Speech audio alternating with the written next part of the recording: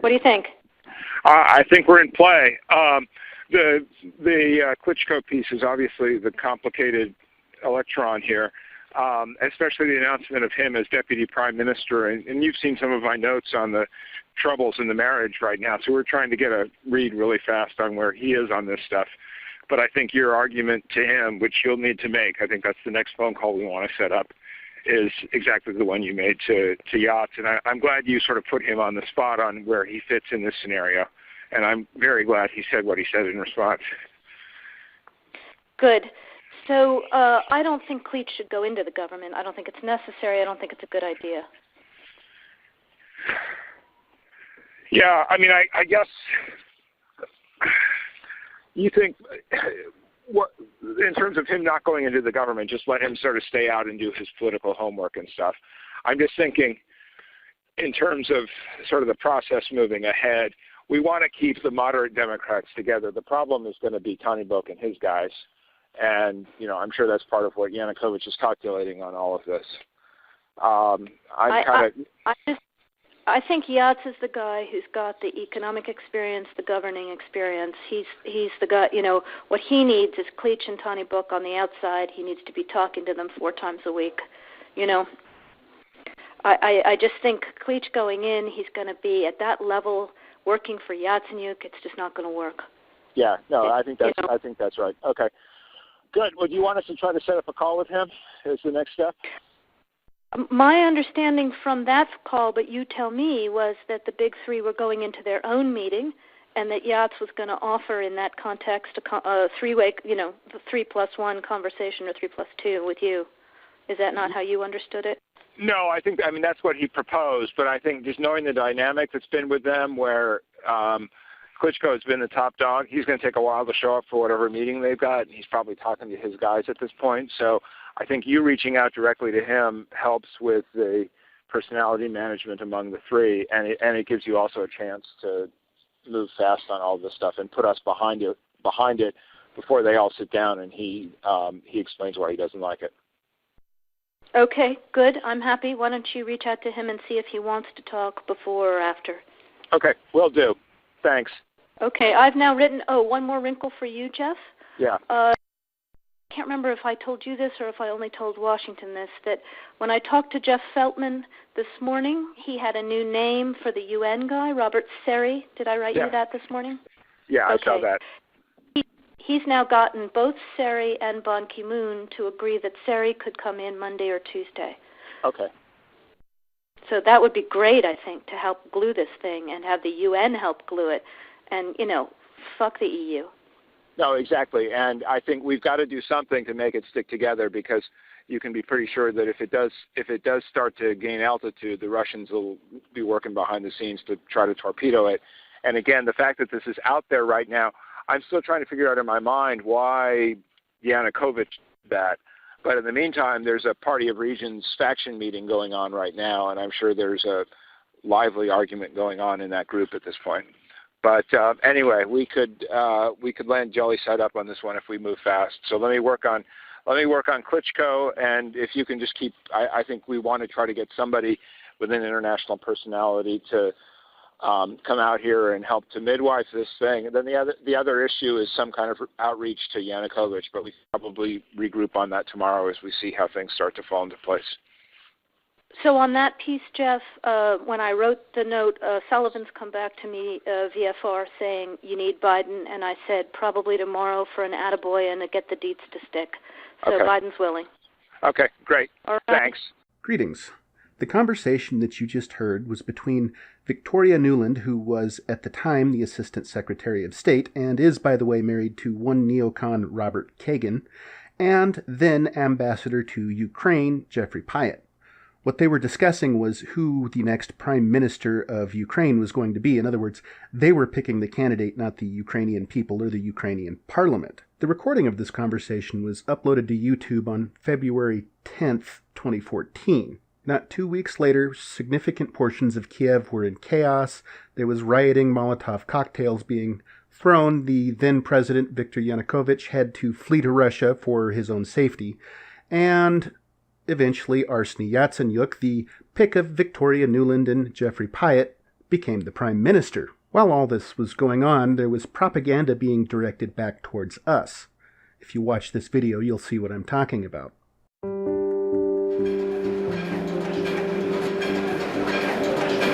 I am the Ukrainian, the native of Kiev, and now I am on Maidan, on the central part of my city. I want you to know why thousands of people all over my country are on the streets. There is only one reason.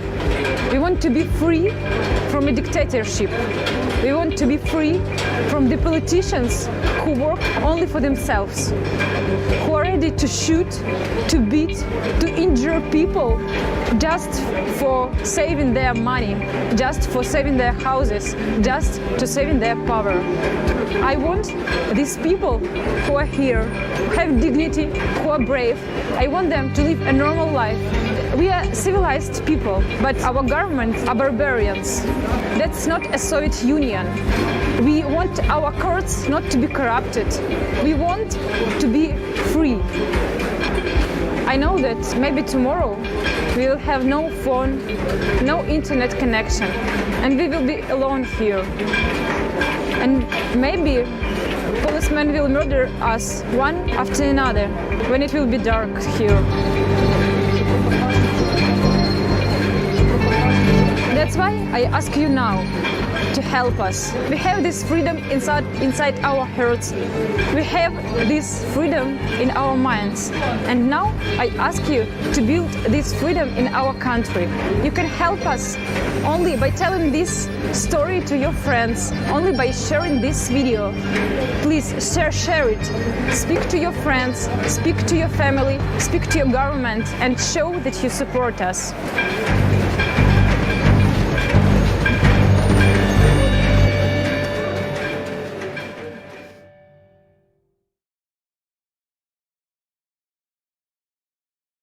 Now, during the time, other people traced the people who made this video back to a non-government organization known as USAID and found that it had ties with the State Department. You can't prove a conspiracy with that, but it sure does seem suspicious. Either way, if USAID comes to your country and you're not in the United States, you should be wary and maybe run. Prior to the chaos, you also had U.S. personalities like neocon John McCain gallivanting across Ukraine, meeting with people heavily involved in the Ukrainian political scene. The picture here is of John McCain and Arseniy Yatsenyuk and Oleh Tanyabak. If you want to search around on Tanyabak, and I'm sure I butchered his name, he is with Pravy Sector or Right Sector, a fairly fascist Ukrainian political party. In other words, these are the people that we were aligning ourselves with when all of this was going on. But it gets even better. If you go fast forward to April 14th of 2014, we have this article. Last night we asked if, as the Russian media had reported, and only the Russian media, CIA Director John Brennan had secretly visited Kiev over the weekend.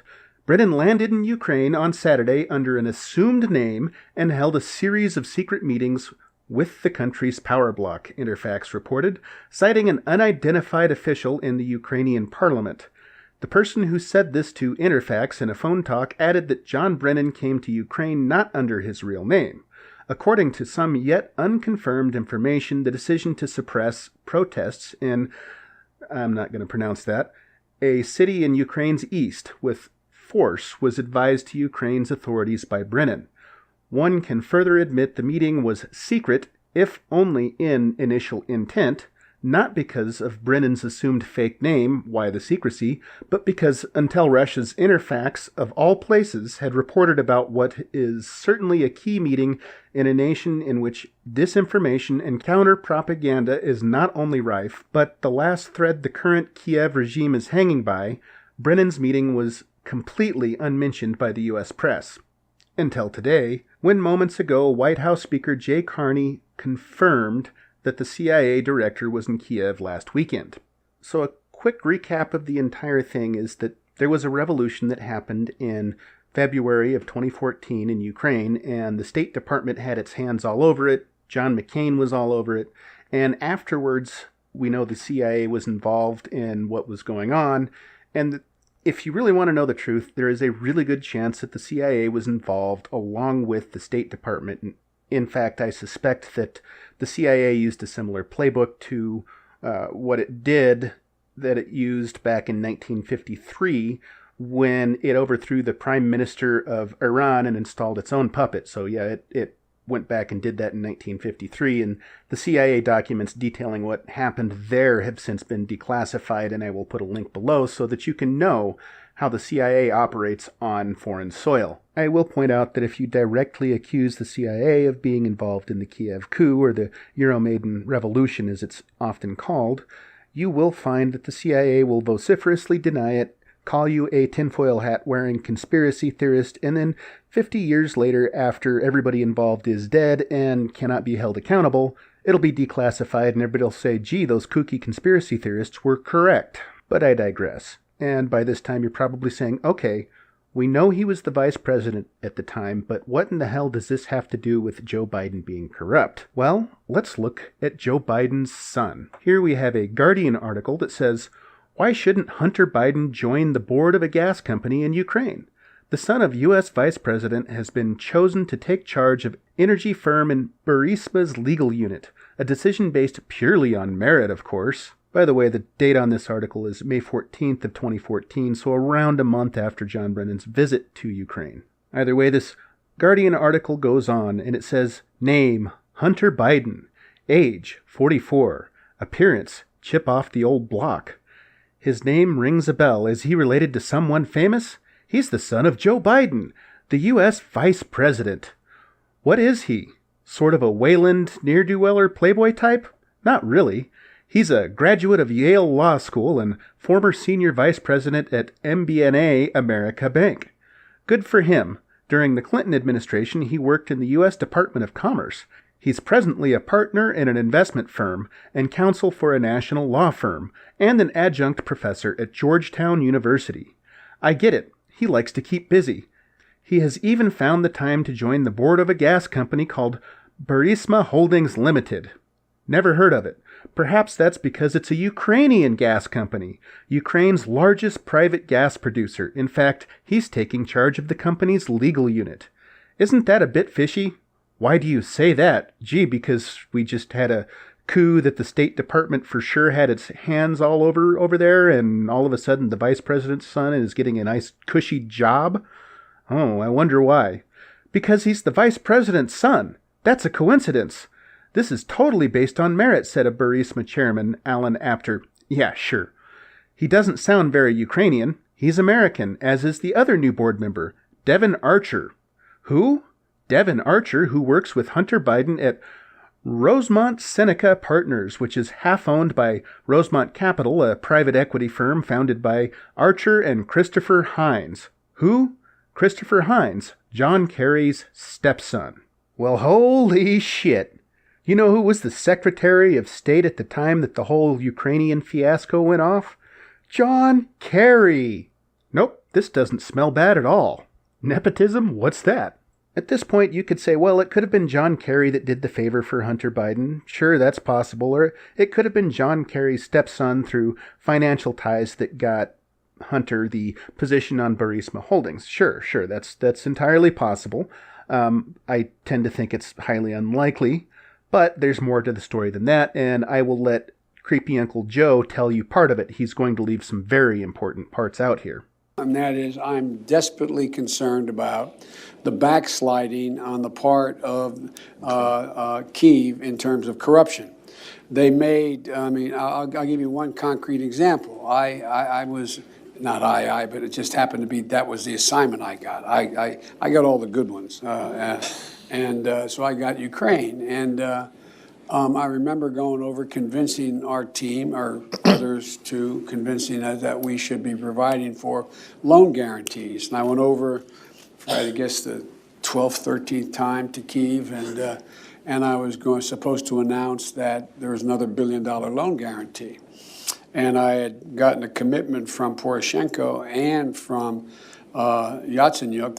Let me stop right here for a moment. Petro Poroshenko at the time was the president of Ukraine. He may still be, I don't recall. And Arseniy Yatsenyuk, we already talked about him at the beginning of the video. He was the prime minister of Ukraine. That they would take action against the state prosecutor, and they didn't. So they said they were walking out to press conference. I said, no, I said, we're not going to give you the $1 billion. They said, you have no authority. You're not the president. The president said. I said, call him. I said, I'm telling you, you're not getting the $1 billion. I said, you're not getting the $1 billion. I'm going to be leaving here. And I think it was, 6 hours? I said, I'm leaving in 6 hours. If the prosecutor's not fired, you're not getting the money. Well, son of a bitch. Got fired. And they put in place someone who was solid. Okay, so the takeaway from that is there was a prosecutor that Joe Biden didn't like and wanted fired, and he was tying money to that deal. In other words, they needed loans backstopped, and he was saying that the U.S. wouldn't do it unless this guy gets fired. Now, when I say Joe Biden isn't going to tell you the entire story, here's what I mean by that. Interviews with half a dozen senior Ukrainian officials confirm Biden's account, though they claim the pressure was applied over several months in late 2015 and early 2016, not just 6 hours of one dramatic day. Whatever the case, Poroshenko and Ukraine's parliament obliged by ending Shokin's tenure as prosecutor. So in other words, they fired him just like Joe Biden said. Shokin was facing steep criticism in Ukraine and among some U.S. officials for not bringing enough corruption prosecutions when he was fired. But Ukrainian officials tell me there was one crucial piece of information that Biden must have known but didn't mention to his audience. The prosecutor he got fired was leading a wide-ranging corruption probe into the natural gas firm Burisma Holdings that employed Biden's younger son, Hunter, as a board member. U.S. banking records show Hunter Biden's American-based firm, Rosemont Seneca Partners, LLC, received regular transfers into one of its accounts, usually more than $166,000 a month, from Burisma from spring 2014 through fall 2015, during a period when Vice President Biden was the main U.S. official dealing with Ukraine and its tense relations with Russia. The General Prosecutor's Office file for the Burisma probe, shared with me by senior Ukrainian officials, shows prosecutors identified Hunter Biden, business partner Devin Archer, and their firm, Rosemont Seneca, as potential recipients of money. Shokin told me in written answers to questions that before he was fired as general prosecutor, he had made specific plans for the investigation that included interrogations and other crime investigation procedures into all members of the executive board, including Hunter Biden. He added, "I would like to emphasize the fact that presumption of innocence is a principle in Ukraine, and that he couldn't describe the evidence further." In other words, what Joe Biden was doing here was using the club of U.S. foreign policy against a foreign government to shield his son from foreign investigation and quite possibly foreign prosecution for crimes. That is what Joe Biden was doing. He was abusing U.S. foreign policy. So all of this creepy, gropey stuff that you're hearing about, yeah, I hope it does torpedo Joe Biden's, would-be presidential run. I really do. But this is even bigger. I wouldn't be surprised if there was a U.S.-involved crime here for abusing his authority as the vice president. It's entirely possible, but there are so many U.S. laws and regulations, it's difficult to know what's what these days. Either way, the fact that, at least up until recently, I haven't checked recently, Joe Biden was one of the favorites in the polls to get the Democratic nomination for presidential candidate tells you that we live in clown world. Have a nice day.